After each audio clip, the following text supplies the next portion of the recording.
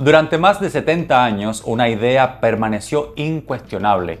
Mientras existiera la OTAN, Estados Unidos estaría al frente de la defensa de Europa. Esa alianza ha sobrevivido a la Guerra Fría, a la desaparición de la Unión Soviética, a las guerras de los Balcanes, al terrorismo internacional e incluso al regreso de un gran conflicto convencional con la invasión rusa de Ucrania. Sin embargo, algo ha cambiado en los últimos años.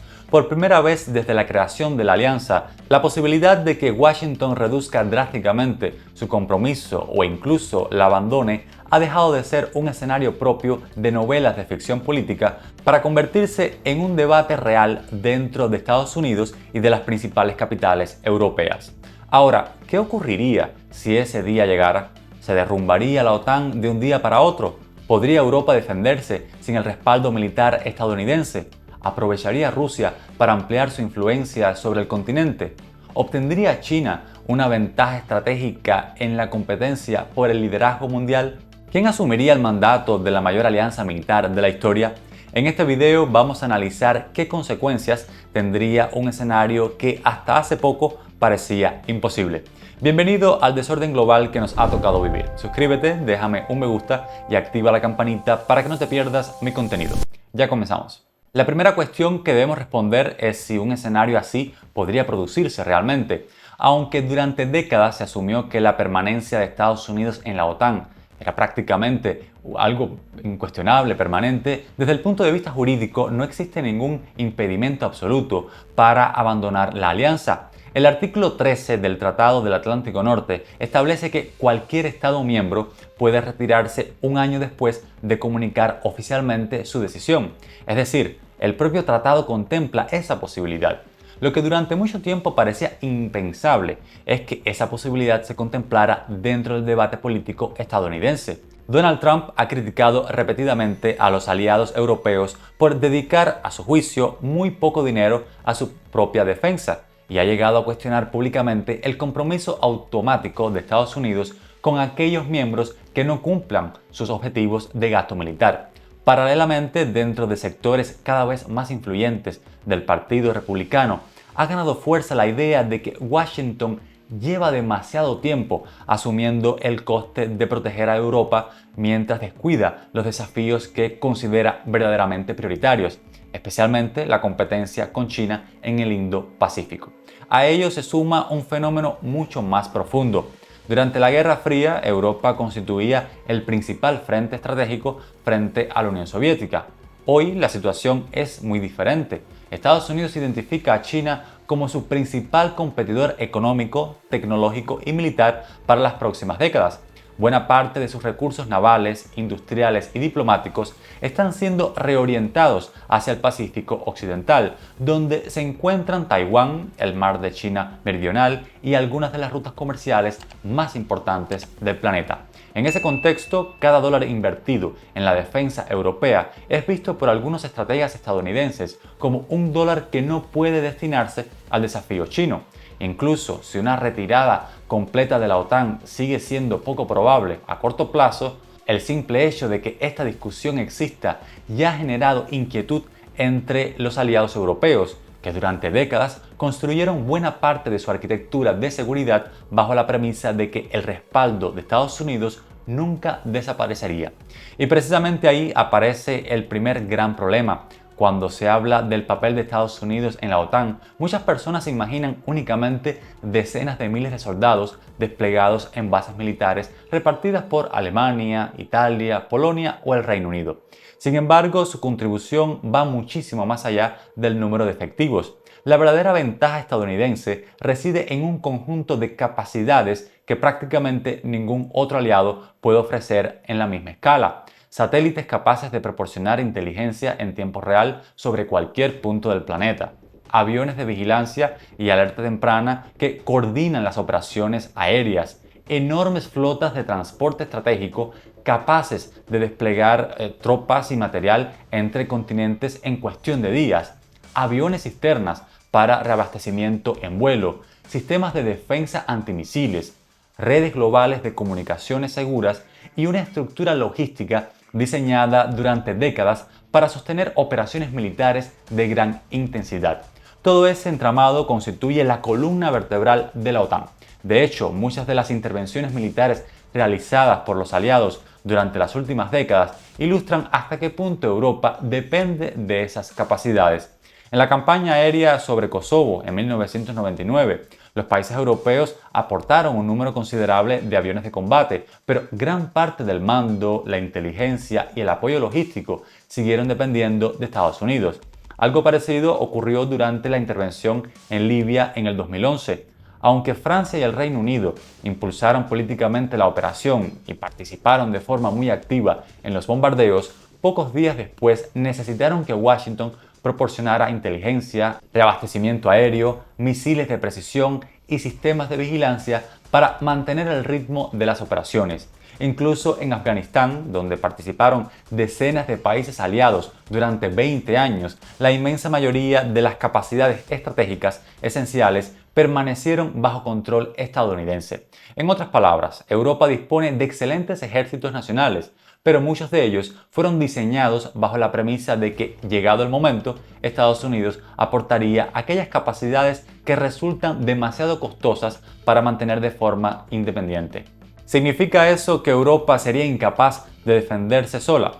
No necesariamente. De hecho, uno de los errores más frecuentes consiste en subestimar el potencial europeo. Si se consideran conjuntamente los países europeos pertenecientes a la OTAN y a la Unión Europea, el continente supera ampliamente los 450 millones de habitantes, genera una de las mayores economías del planeta y dedica cientos de miles de millones de euros al año al gasto militar. El problema no radica tanto en la falta de recursos como en la manera en que esos recursos están organizados. Europa mantiene decenas de ejércitos nacionales con doctrinas, sistemas de mando y prioridades diferentes. Existen numerosos modelos distintos de carros de combate, vehículos blindados, aviones de combate, sistemas de artillería y buques de guerra, lo que complica por supuesto enormemente la interoperabilidad y eleva los costes de mantenimiento. Mientras Estados Unidos concentra buena parte de su capacidad industrial bajo una planificación relativamente unificada, Europa continúa fragmentando la producción entre numerosos programas nacionales que en ocasiones compiten entre sí. Esa duplicación reduce la eficiencia, retrasa el desarrollo tecnológico y dificulta la producción masiva de armamento cuando las circunstancias lo requieren. La guerra de Ucrania, por ejemplo, ha puesto de manifiesto precisamente esas limitaciones. Durante los primeros años del conflicto, muchos países europeos descubrieron que sus arsenales eran mucho más reducidos de lo que suponían. La reposición de proyectiles de artillería, misiles antiaéreos o vehículos blindados avanzó con mucha más lentitud de lo esperado debido a que la industria militar europea llevaba décadas adaptada a tiempos de paz y no a un conflicto de alta intensidad. Esta situación ha impulsado un profundo cambio de mentalidad. La Unión Europea ha lanzado programas destinados a aumentar la producción conjunta de municiones, reforzar la cooperación industrial y reducir la dependencia de proveedores externos. Sin embargo, reconstruir una auténtica base industrial de defensa requiere inversiones multimillonarias y sobre todo tiempo. En ese escenario surge inevitablemente otra pregunta: ¿quién asumiría el liderazgo político y militar del continente? Francia aparece como el candidato más evidente por varias razones. Posee uno de los ejércitos más experimentados de Europa, mantiene una industria militar de primer nivel, dispone de capacidades expedicionarias y además es la única potencia nuclear de la Unión Europea desde la salida del Reino Unido de este bloque. París lleva años defendiendo el concepto de autonomía estratégica europea, es decir, una Europa capaz de actuar militarmente incluso cuando Estados Unidos decida no intervenir. Sin embargo, ese liderazgo también cuenta con límites evidentes. Francia representa una parte importante de las capacidades militares europeas, pero por sí sola difícilmente podría sustituir el peso político, económico y militar que hoy ejerce Washington. Por eso, Alemania ocuparía un lugar absolutamente decisivo. Durante décadas, Berlín evitó asumir un papel protagonista en cuestiones militares, debido al legado histórico de la Segunda Guerra Mundial. Su prioridad fue convertirse en la gran potencia económica del continente, mientras dejaba la seguridad en manos de la OTAN y en última instancia de Estados Unidos. Esa situación comenzó a cambiar tras la invasión rusa de Ucrania en el 2022.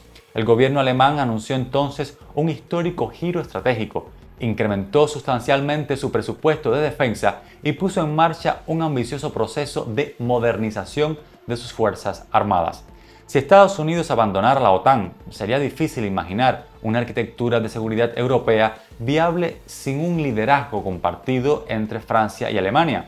La primera aportando capacidades militares y nucleares, y la segunda proporcionando el enorme respaldo económico e industrial necesario para sostener ese esfuerzo durante décadas. Precisamente el componente nuclear constituye uno de los aspectos más delicados de todo ese escenario. Desde el final de la Segunda Guerra Mundial, buena parte de la seguridad europea ha descansado sobre el denominado paraguas nuclear estadounidense.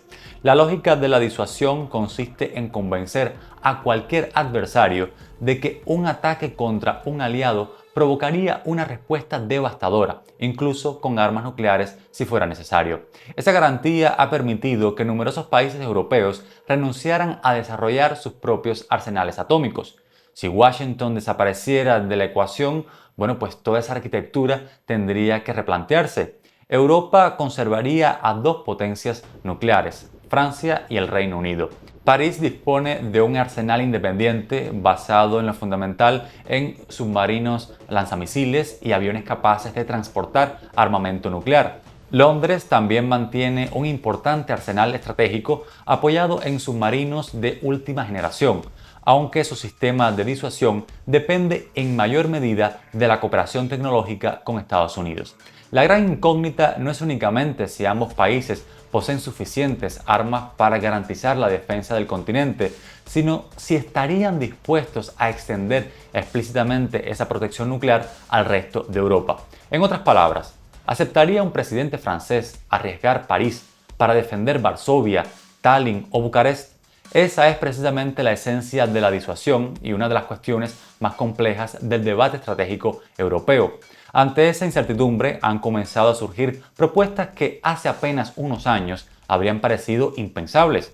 Algunos analistas plantean la creación de un paraguas nuclear europeo basado principalmente en las capacidades francesas, complementado por una financiación compartida del resto de socios. Otros incluso han abierto el debate, todavía muy minoritario y políticamente muy sensible, sobre la posibilidad de que Alemania participe en un futuro mecanismo nuclear europeo más integrado si el equilibrio estratégico cambiara de forma radical. Ninguna de estas posiciones sería sencilla ni inmediata, pero todas reflejan hasta qué punto el debate sobre la seguridad europea ha entrado en una nueva fase.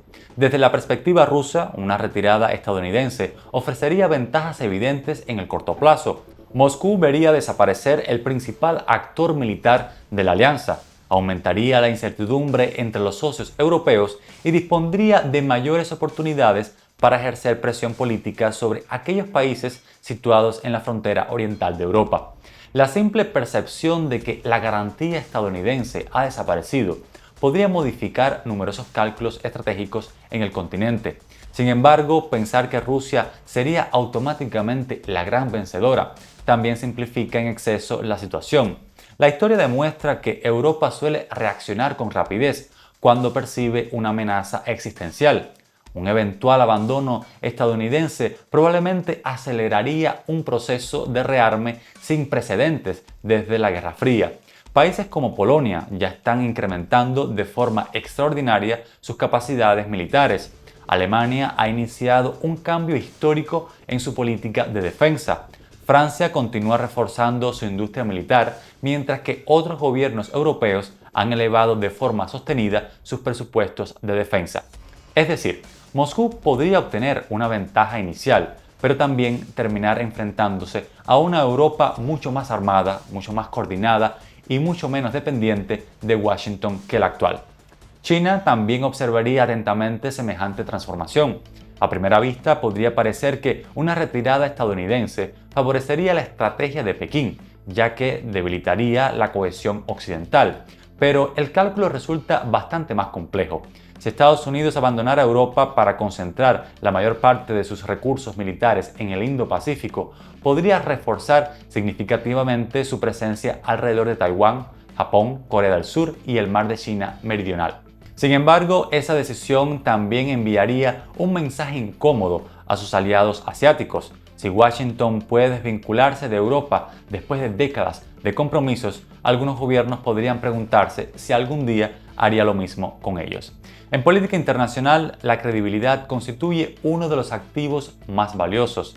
Las alianzas funcionan no solo por la fuerza militar disponible, sino porque todos creen que los compromisos serán cumplidos llegado el momento.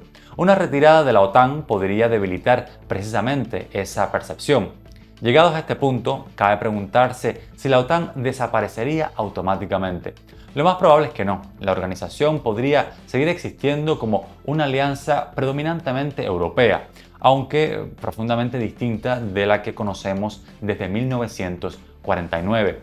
También podrían surgir nuevos mecanismos de coordinación entre la Unión Europea y el Reino Unido, o incluso estructuras de mando específicamente europeas para sustituir las funciones que hoy desempeña Estados Unidos. En cualquier caso, la alianza dejaría de ser el instrumento de liderazgo global de Washington para convertirse en una organización mucho más centrada en la seguridad del propio continente europeo.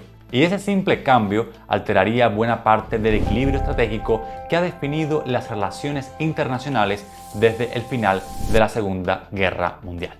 Espero que el video te haya resultado útil, suscríbete, déjame un me gusta y activa la campanita para no perderte mi contenido. Ahora te invito a seguir en mi canal con este otro video que te propongo. Hasta pronto.